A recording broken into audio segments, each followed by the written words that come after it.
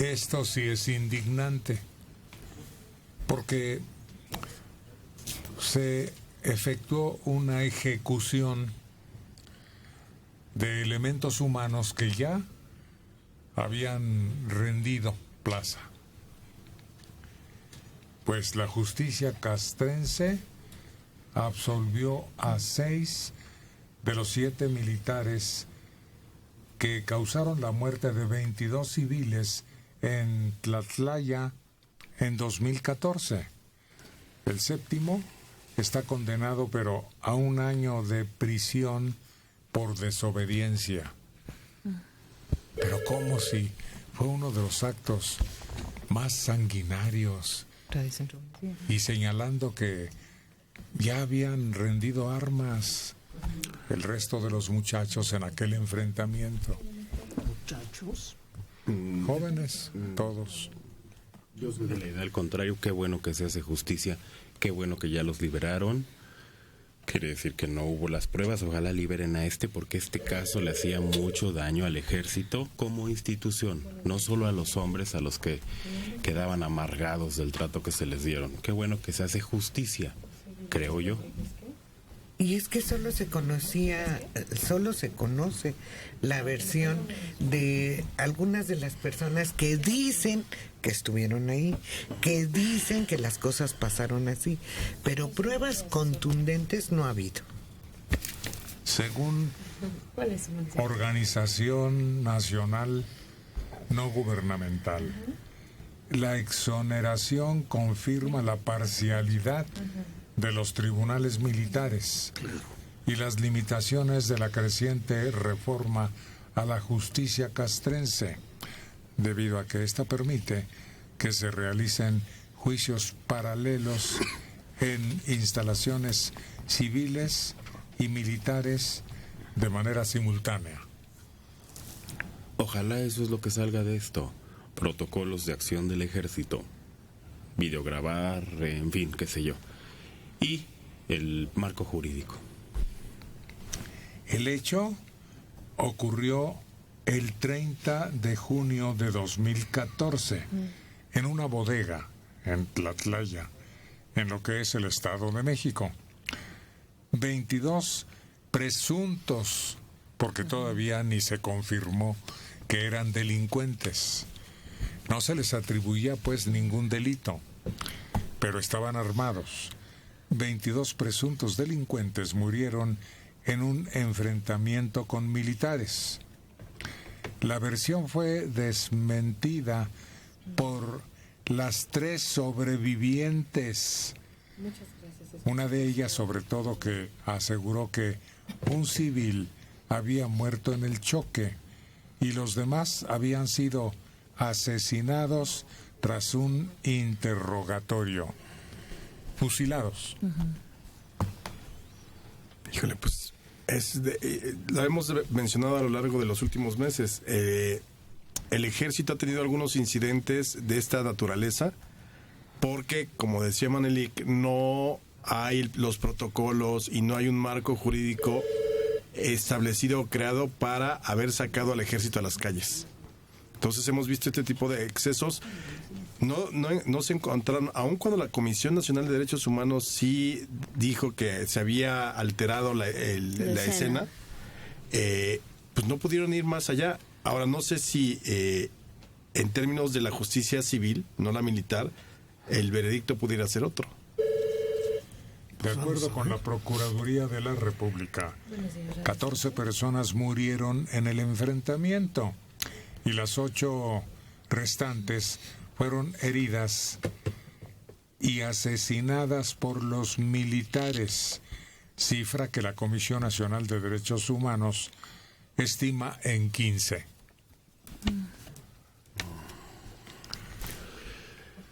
La única que actuó mal en este caso fue la Procuraduría del Estado de México. Mal, muy mal, y ahí tampoco hemos visto las consecuencias. Mal en el interrogatorio con las víctimas, mal en el levantamiento de las pruebas en el lugar donde fue la refriega, mal en todo, y ahí no hay culpables. Al ejército le estamos pidiendo que salga a dar la cara por el pueblo mexicano contra los criminales armados. Y sin embargo les exigimos que no los maten, que los traten con pinzas y no, yo no lo creo y no nos vamos a poner de acuerdo. Yo no creo en las declaraciones que se hicieron, tan es así que nunca se le dio seguimiento por parte de la revista, no sabemos cuánto pagó por el testimonio, hay muchas cosas muy oscuras en contra de eso. José Guillermo Rodríguez Gil, de 73 años, en Ixtapalapa. Felicidades por soltar a los militares que mataron a los malandros de Tlatlaya. Si así se resolvieran todos los casos, como estos militares lo hicieron, no habría delincuencia. Pues no. Ahora los delincuentes serían del lado bueno. Claro. Y además hay que tomar en cuenta que en diferentes ocasiones reclutan a jóvenes que no tienen que ver nada con los delitos y no, ese es el pleito que se ha dado, que cuando los militares actúan y agarran parejo, por decirlo de alguna manera, no sabemos si están de verdad deteniendo o disparando a personas que son culpables, ¿no? Ese ha sido el pleito. Ahí faltó un testimonio video grabado. Sí.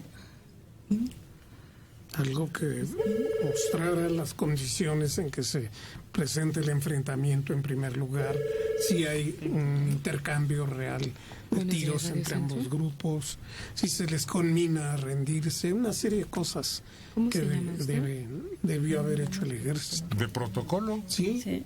¿Cordero qué? Ana Cordero Gallegos, de 34 años, en Durango, Durango. Felicito a Manelik. Estoy totalmente de acuerdo con él respecto a lo de Tlatlaya. Los militares estaban frente a criminales. ¿Podía ser ellos o los militares? Pues sí, pero la cosa quedó muy dispareja. Todos los supuestos delincuentes, supuestos, porque nunca se comprobó que hubieran cometido un crimen determinado.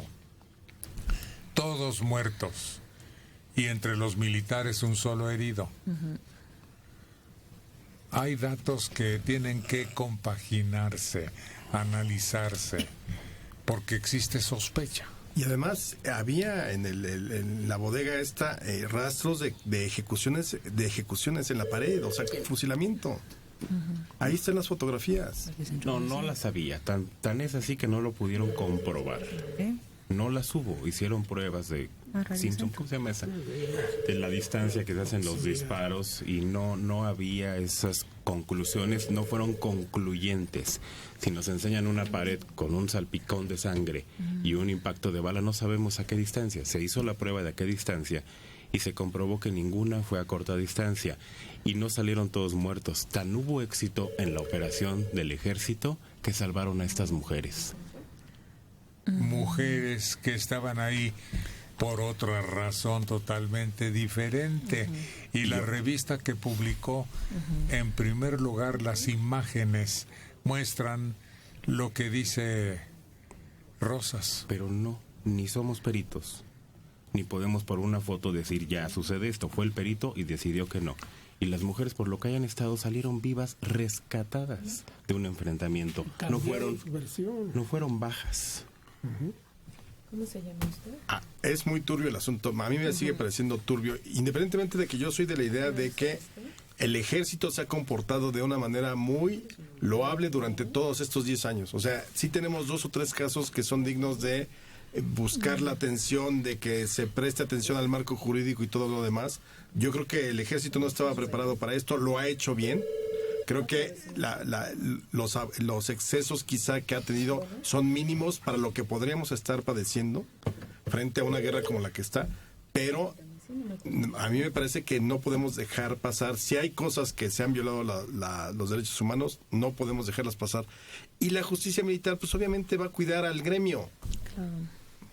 No va a decir la justicia. Sí, digo, sería increíble que saliera la justicia militar a decir, ¿saben qué? Pues esto sí fue un fusilamiento y aquí están las pruebas. Eso es muy difícil. Tan difícil es que no hemos podido, o al menos el grupo de especialistas independientes que está en lo de Tlatlaya, Ayotzinapa, no ha podido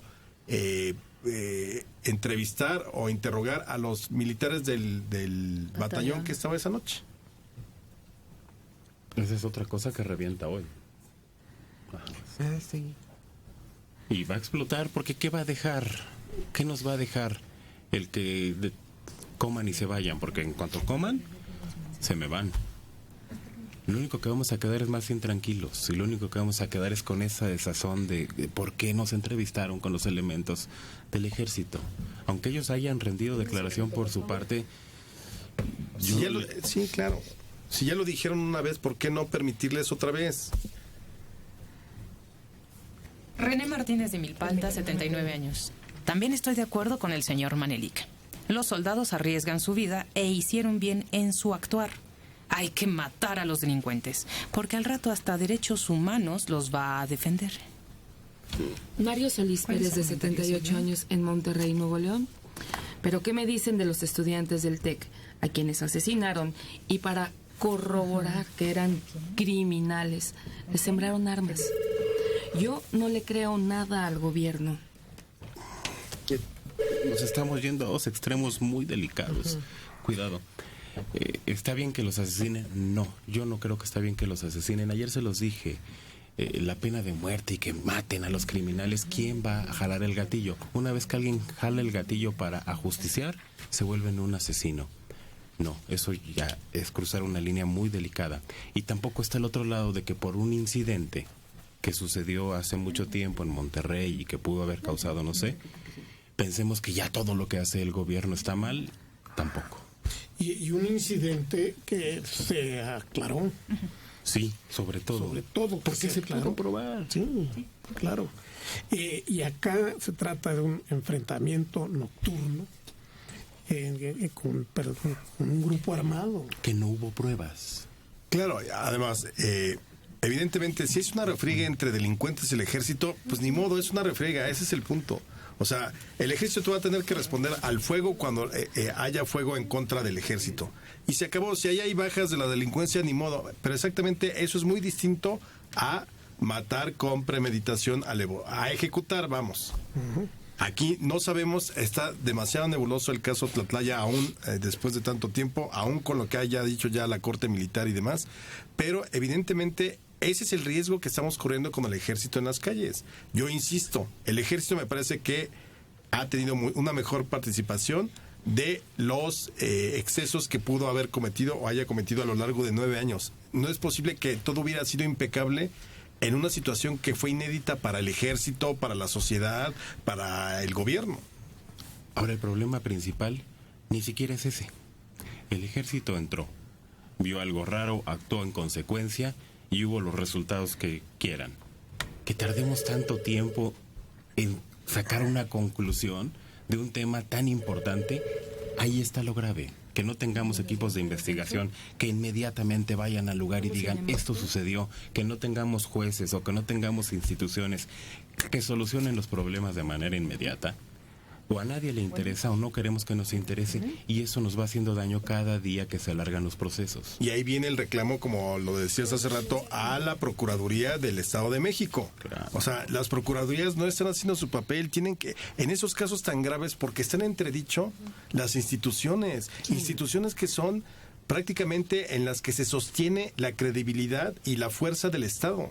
No estamos hablando de una ONG chiquita de 3 personas, es el Ejército Nacional. Entonces, las procuradurías tienen que salir a hacer un trabajo rápido y eficiente y demostrar lo que haya que demostrar. Gracias. Que son inocentes, entonces que quede muy claro por qué son. Y si son culpables, bueno, fue este regimiento, fue este batallón, pero tienen que actuar con celeridad. No, estamos hablando de un caso de hace 2 años y medio. Porque la resolución a favor o en contra de un acto así condenaría la permanencia del ejército en las calles todavía. Sería un buen pretexto o para seguirlos teniendo ahí o para correrlos y regresarlos a los cuarteles. Luego lo que digo el procurador del Estado de México, bueno, será lo que sea, pero se acabó la delincuencia en esa zona, por lo menos un tiempo.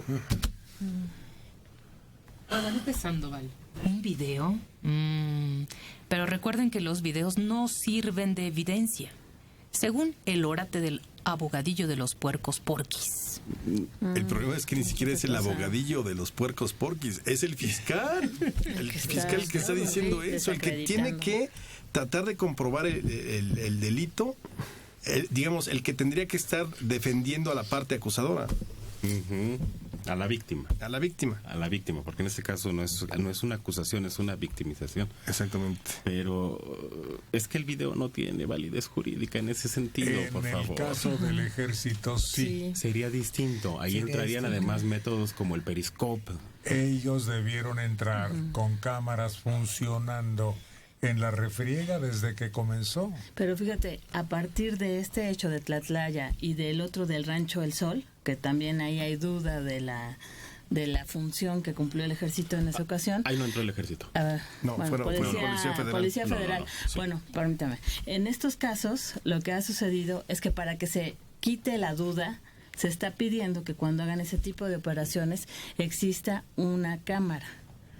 Pero ya la traen los militares. Por eso, pero eso se ha dado a partir de estos casos, Claro. porque precisamente siempre queda la duda de si ejecutaron, de si los que salieron corriendo del rancho iban descalzos y les dispararon por la espalda o iban desarmados. Muchas dudas que han surgido en estos casos. Sí, pero no estamos hablando de la misma institución, por favor. El ejército es una institución que tiene sus propios juicios y ese es el problema principal. Mientras la Policía Federal entra a los juzgados civiles, el ejército no. Y esa es la principal discusión, por eso los protocolos no se han unificado. Por eso el problema va corriendo por distintos caudales. Y es lo que se ha discutido en las cámaras, tanto en la de diputados como en la de senadores. Claro. En qué caso se sometería un militar a un juicio civil y en qué caso se sometería al juicio militar. Un personaje muy polémico, Néstora, se fue a los Estados Unidos a recibir tratamiento y tal vez pida asilo político. Estuvo 2 años y 9 meses en prisión. Era dirigente de la policía comunitaria en Olinalá. Néstora Salgado García será operada de su mano derecha porque se queja de que no recibió atención cuando permaneció en la cárcel de Tepic, Nayarit, en donde estaba acusada de 50 secuestros. Al final, el juez dijo que no había bases para condenarla y le dio la libertad. En ese tiempo no recibió medicinas ni rehabilitación. Estuvo también en Tepepan, aquí en la Ciudad de México. Está con su familia en Estados Unidos y quiere regresar a México y demandar al gobierno mexicano. Híjole. Uy.